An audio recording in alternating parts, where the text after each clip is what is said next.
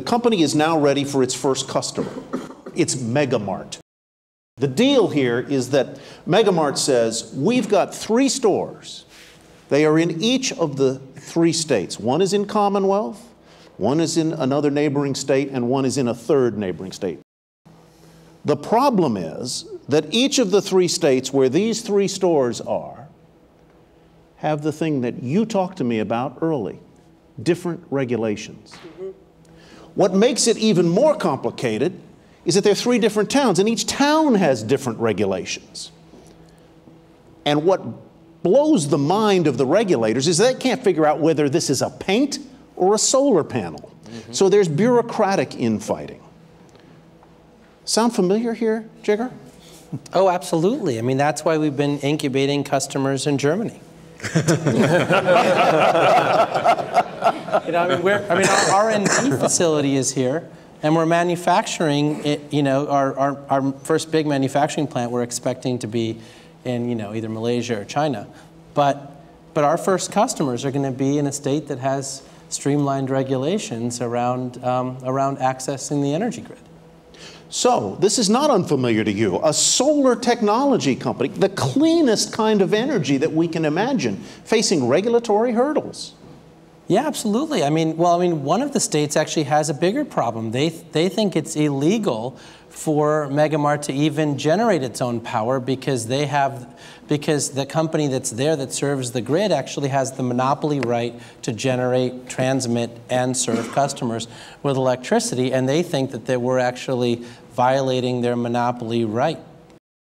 What are you going to do to help them? So the problem is that the entrepreneurs know more than the government people who regulate them. So you come with the product, and the government person doesn't understand the product. And now you even have different jurisdictions and different, just like my staff member thought you were going to kill the seagulls, now they think all different kinds of things, and they don't know whether it's solar or whether it's paint. This is a problem we have.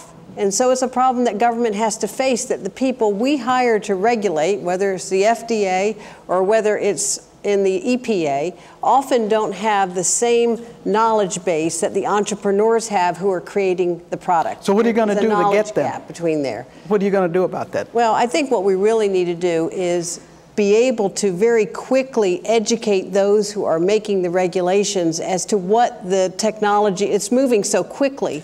But they're also, you can't be so punitive with government when they give an approval and it goes south. So, you know, we have to say to government people, quickly learn, give approval, but if it goes south, you're not going to be, you know, on 60 Minutes either. And so you have to protect the government person a little bit because they feel, they're often afraid to give approval. But wait, maybe the solution, Bill Hawkins, is to starve the beast, to do away with all the regulation that's here, to defund the regulators. Is that the solution? No, I would argue the opposite. I think there's a lot that we can do to streamline regulations. There's no question about it.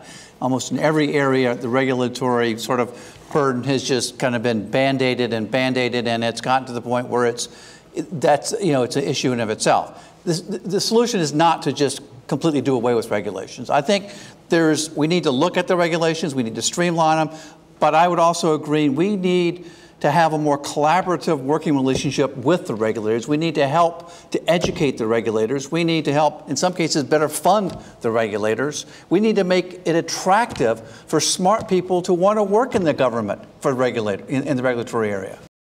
This is an issue of just leadership and priority. It will always be true that the entity that's got the breakthrough idea may know more than the person on the other side of the table. That's not in and of itself the reason for failure. The challenge is whether or not you have leadership to bring about the opportunity to engage with a creative solution. So this is another opportunity for Commonwealth University to create a Department of Regulatory Science. If you look at the field of regulatory science has been so far-paced by the field of technical science and clinical science and the clean energy science. I mean, we need to think about regulation as not as regulation, but as a science. It's not even recognized by the National Science Foundation. Yeah, one of the things we have is we have regulations that never die. Yeah. That's a We real need problem. expiry So they dates. should. We can The law of fire unintended fire the political class on a fairly regular basis, right? We can change out.